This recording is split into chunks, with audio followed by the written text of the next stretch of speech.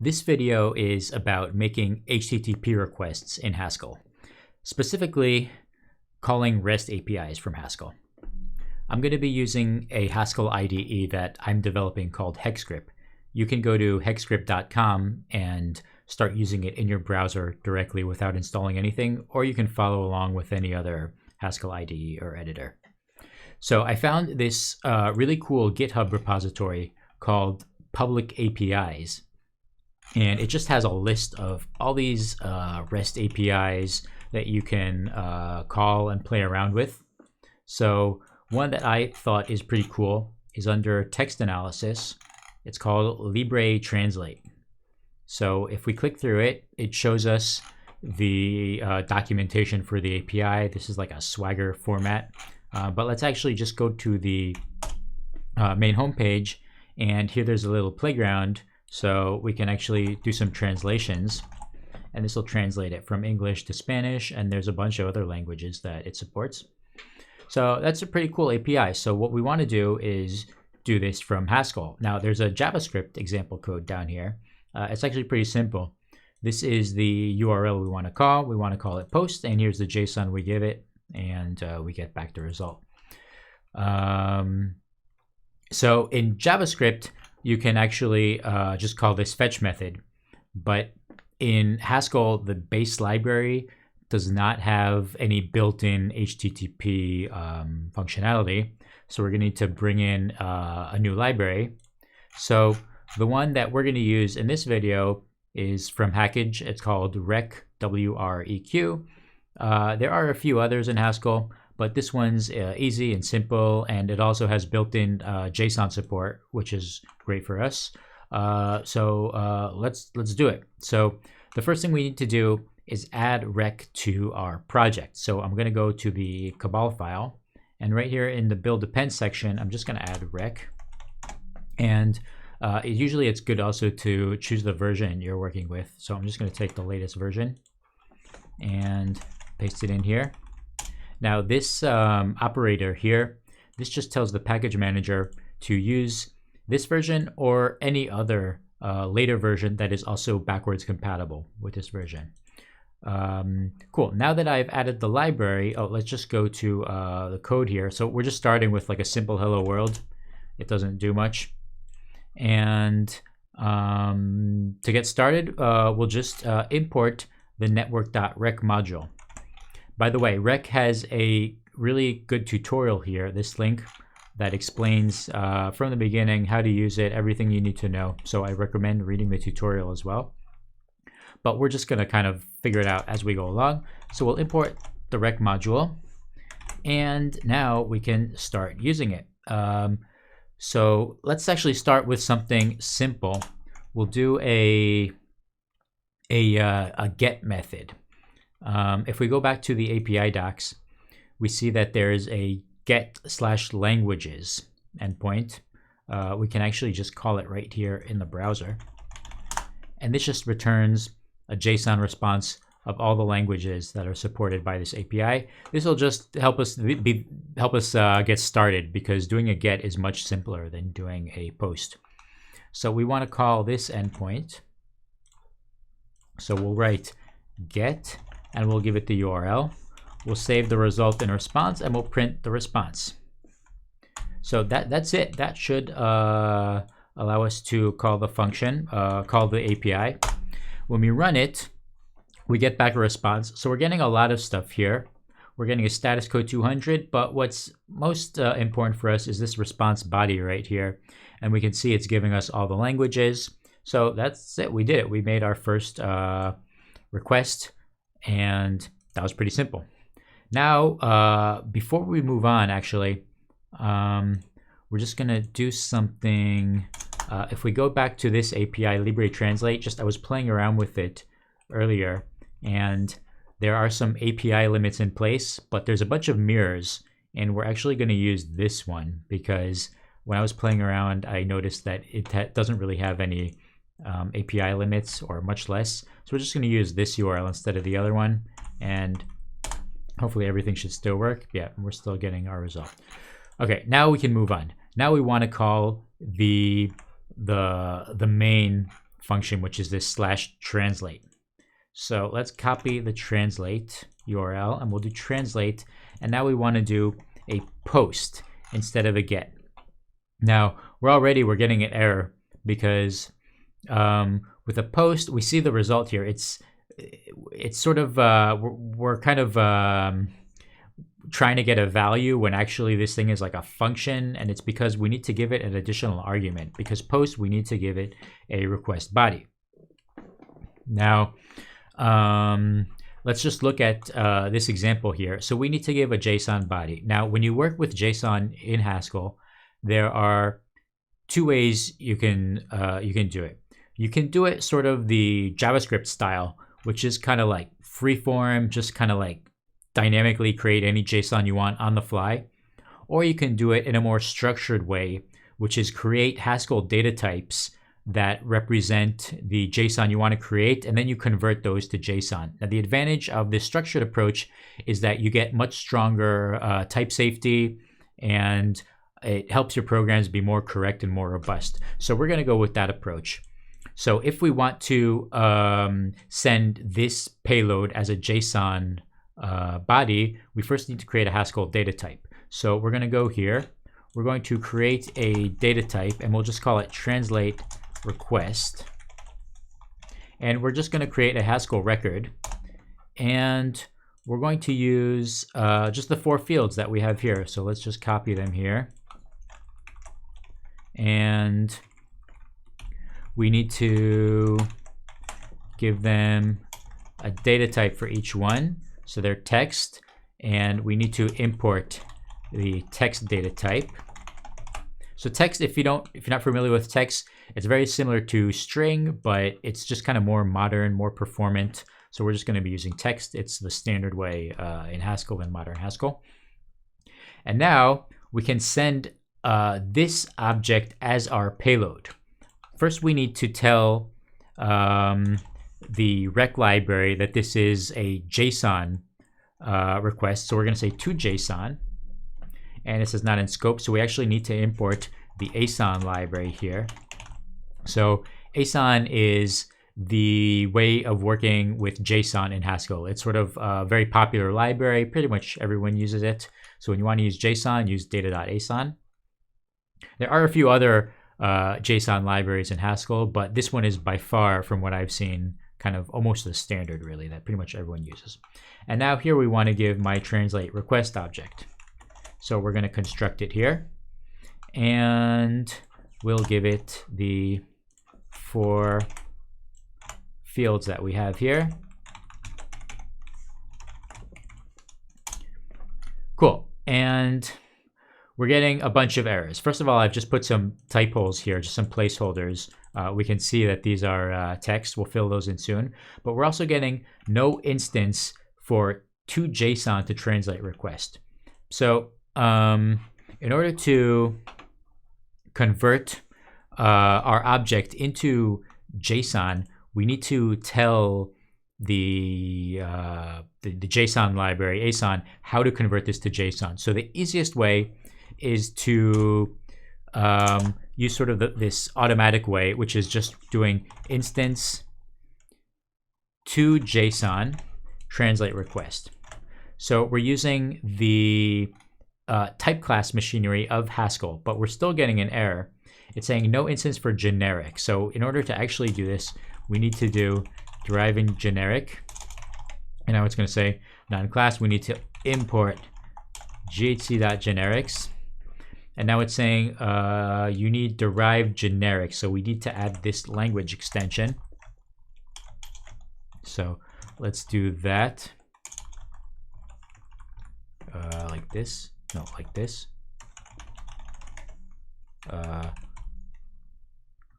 What am I want to do here? Like this. There we go. Okay. And now we just have these holes right here. Okay. So this generic, deriving generic and derived generic, you don't really need to understand exactly what it means. You just need to know that if you want to create a to JSON instance, just do deriving generic on your data type. And now we're going to fill in these placeholders we have. So let's look at the example from the website. So Q is the text we want to translate. This is actually, we can see it here. So we'll just say, you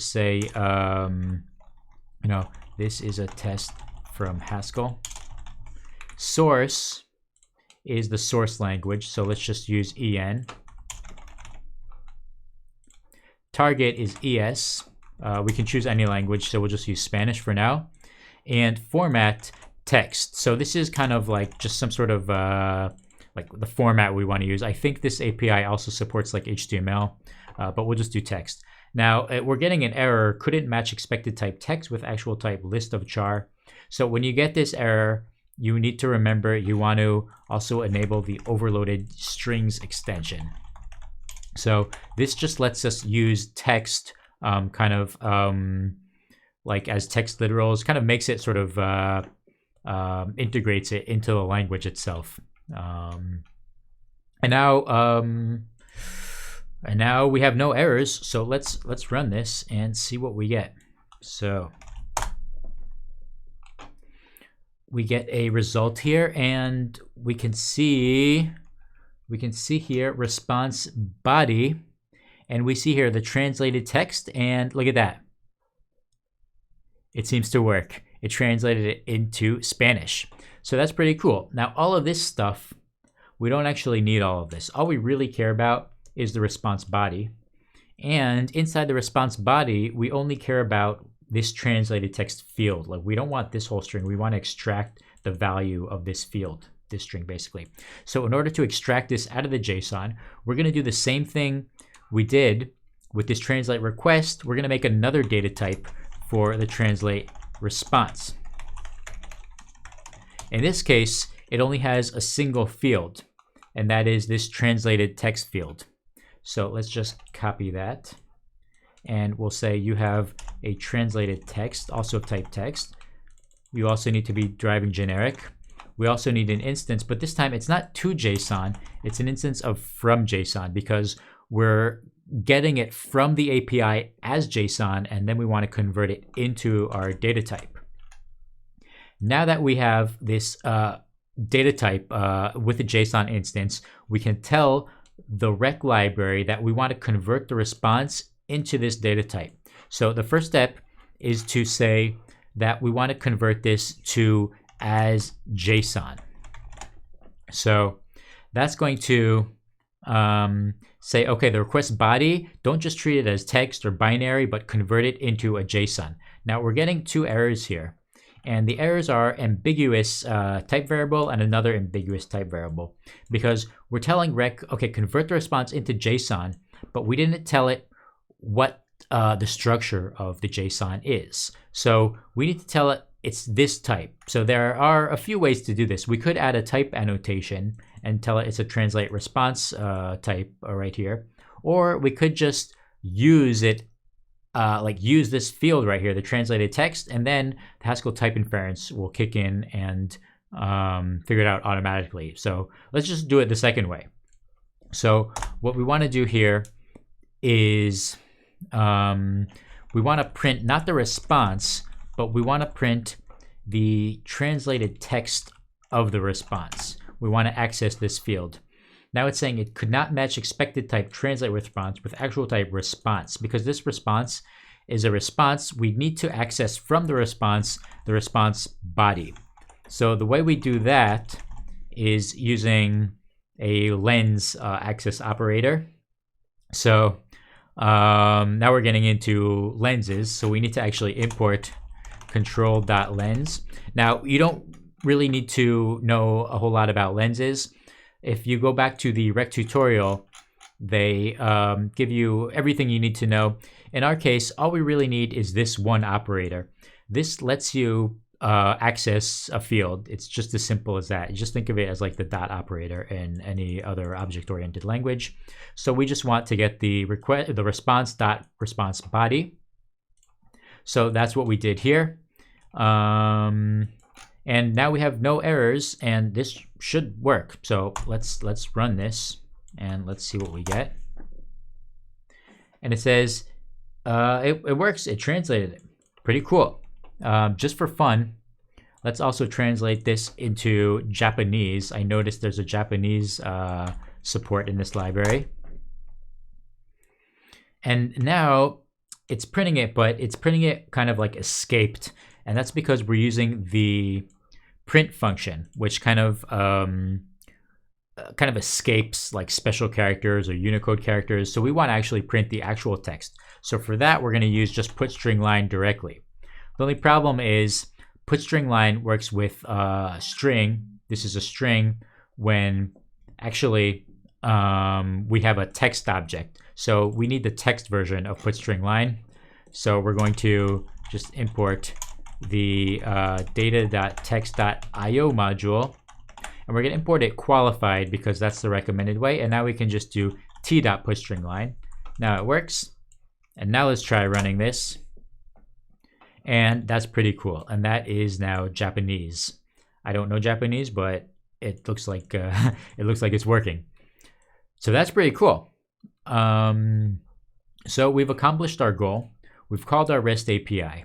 But let's take it a bit further, because right now we've just sort of called a single endpoint. Let's try to assemble something that's a bit more, with a bit more meat to it. That's something that actually does a bit more. So if we look back at the LibTranslate and look back at the list of languages, so it supports a bunch of different languages. What I think would be cool is if we actually translate our string into every one of these languages. So let's do that. So what we need to do is call this endpoint to get the list of languages, and then we want to translate our string for every one of these languages. So let's do that. We had it before here. We had the get languages. And the problem now is that our code is becoming a bit too messy. Like this function is starting to do too much. You know, and when you're coding in any programming language, you want to keep your functions really as small and focused as possible. Your functions, your classes, whatever unit of code you're working in. So before we move on into fetching the languages, let's actually refactor out this code into its own separate function. So let's add another function. We'll call it translate text. And I'm going to give it a type signature. I find it useful and helpful to start with the type signature of the function I'm about to write. It helps me clarify sort of what exactly the function is supposed to do. So translate text, it needs to take in a few arguments. It needs to take in the string we want to translate. So that's one text. It needs to take in the source language, and it needs to take in the target language. And now it needs to also return something. And in this case, it's going to be performing this, API call. So it's not a pure function. It's going to be a monad. We can see it here. It's the IO monad. Which makes sense because it's doing IO, so it's going to return an IO of text. Now that I have my function signature, we can work on the implementation. So we'll call this source lang, we'll call this the text, and then the target lang. And now we'll open up a do block, and I think I could just pretty much copy this and paste it. And I don't think we'll be needing this anymore. And now we're getting an error. Instead of printing the result, what I want to do is return the result. So we'll just use the pure function here at the end. So pure is kind of like return. And that'll return our text to the caller. Just to verify that everything worked, let's just really quickly call this function. So translate text. Oh, and I actually didn't finish it because this should be the text. The source should be source language. And the target should be the target language. By the way, if I try to put like a number here, for example, then we do get, we should get error here. Why isn't it giving me an error because of this error? Parse error. I'd expect it to give me an error here.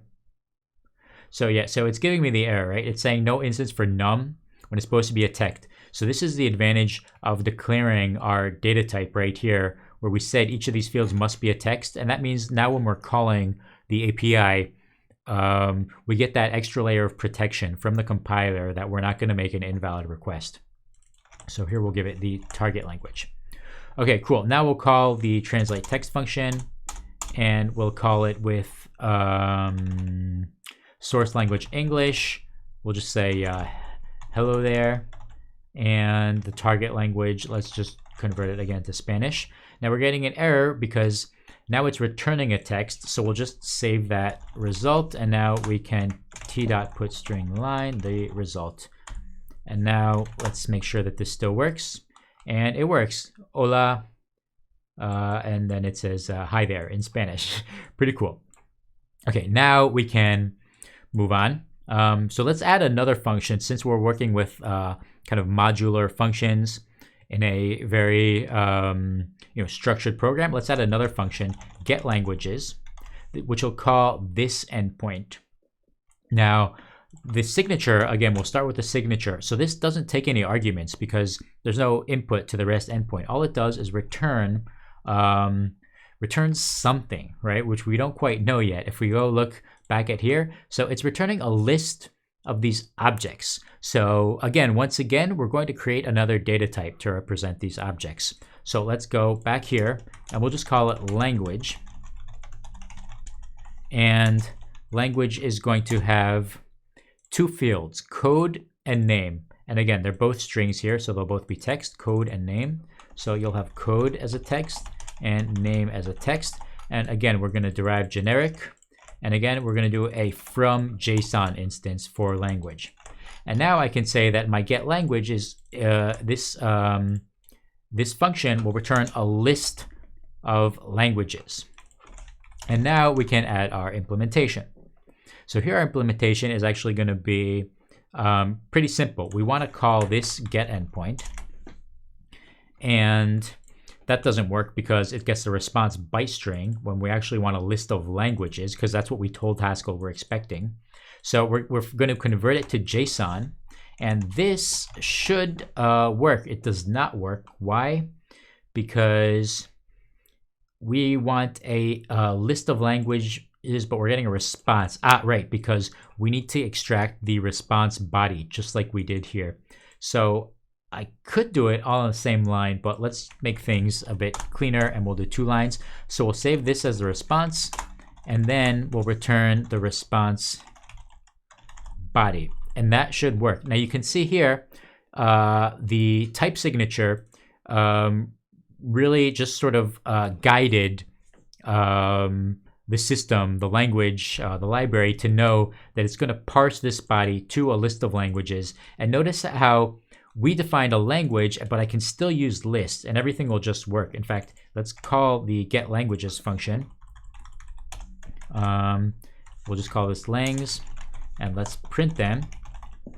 And we get an error. What is the error? It says no instance for show language. Right, because I want to print the languages, so I need a show instance. So that's very easy.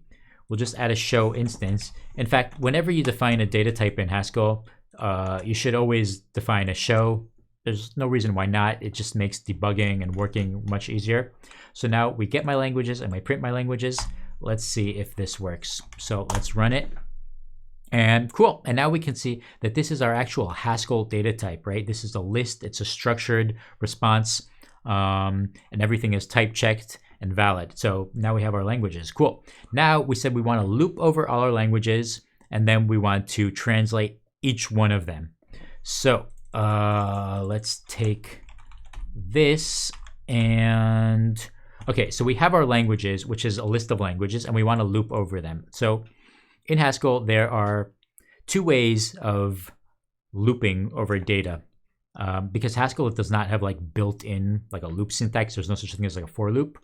So the first way you can do loops in Haskell is using recursion, and the second way is to use these like helper functions, which is the recommended way. So there is a function called for_m, which is part of the monad module. So we need to import it.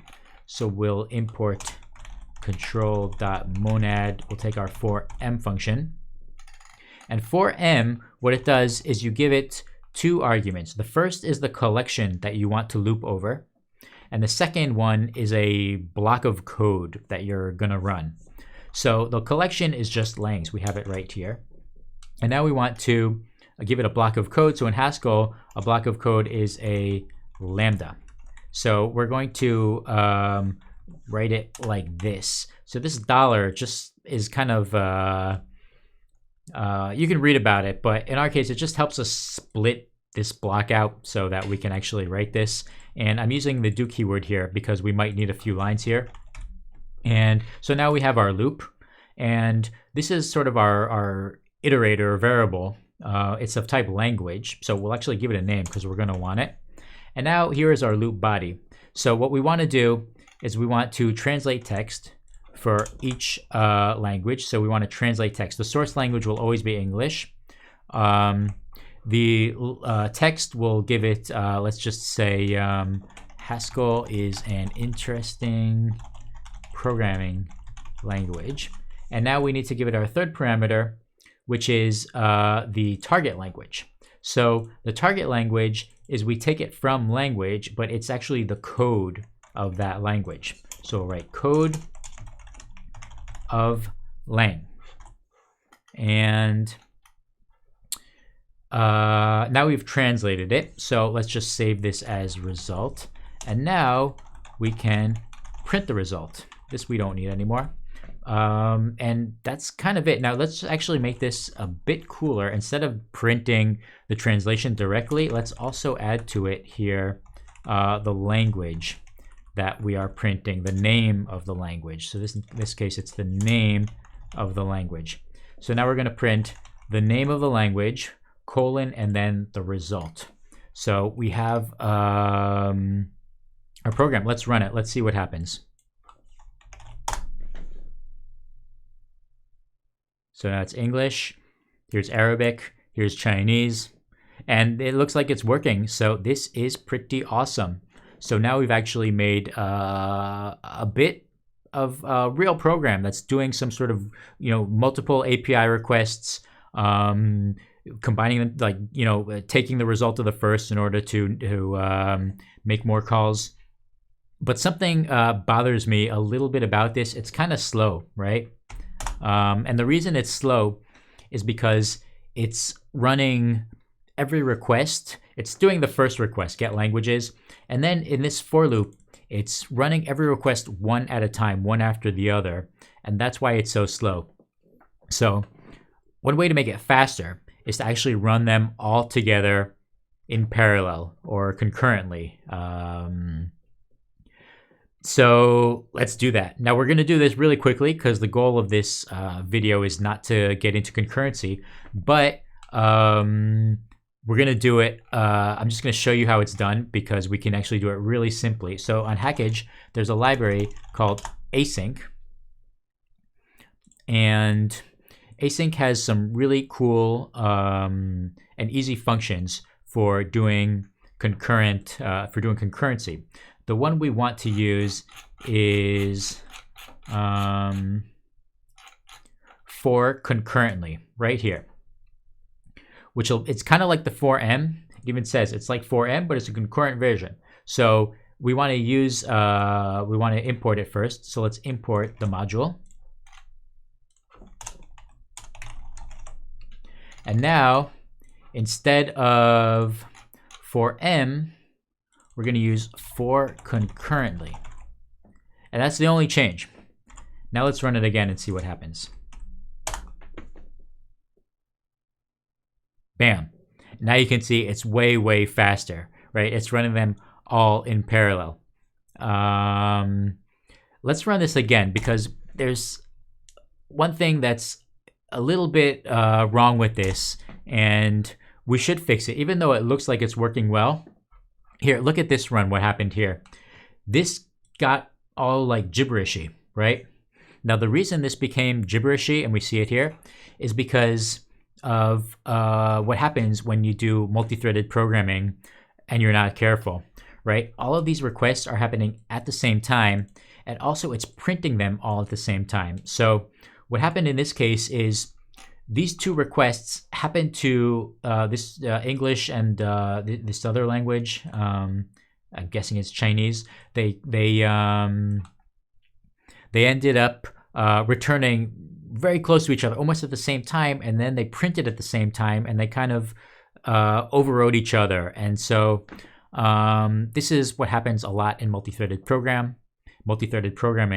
It's a very tricky issue. The way to fix it is to use things like locks or mutexes or all these synchronization primitives. It gets really, really tricky. Luckily for us, the async library has a really easy fix for us.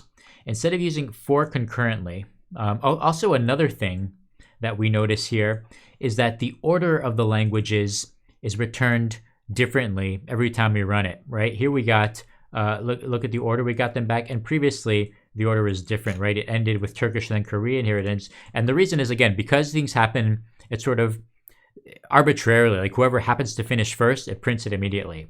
Now, sometimes that's okay, but a lot of times the order is important. So we want to try and fix these two issues where we get this interleaved results and where we get this sort of jumbling of the ordering. So to fix that, instead of using for concurrently with an underscore, we use for concurrently without an underscore. Now what that does is it will collect results instead of just sort of instead of expecting us to kind of perform an action and that's it. Without the underscore, we can perform an action, in this case our REST request, but we can actually collect the result. So instead of printing it, I'm actually going to use pure. I'm going to return it in a way. Now actually returning it sort of to the for concurrently here. So now for concurrently is going to collect all of these results, and we can save them in a variable here. And if I ask, okay, what is results? So now it's telling me, okay, now it's a list of all my translations or a list of all these strings that I built up. And now I can just print the results. So now I'm going to use a map_m and just do a put string line and print all the results. So map_m is kind of like for_m, but just reversed. Just because the body of my function now is just a single function. So it's kind of, I don't know, more conventional to use map_m. But I'm just going to get the results, and then I'm going to immediately print them all in one shot. So let's see what happens.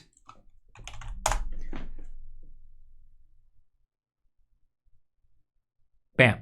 So what we can see happen is it printed them all in one shot, and it was fairly quick. I mean, it was definitely quick than what we saw printing them one at a time.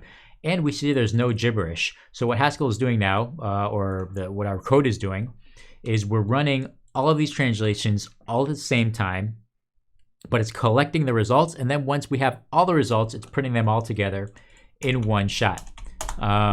So that's it. I think we will stop here. I kind of skipped over stuff like, lenses and aeson and generics, but hopefully you got the idea of how this stuff works. Maybe in the future I'll make more videos about one of those topics or other stuff, but thanks for watching and goodbye.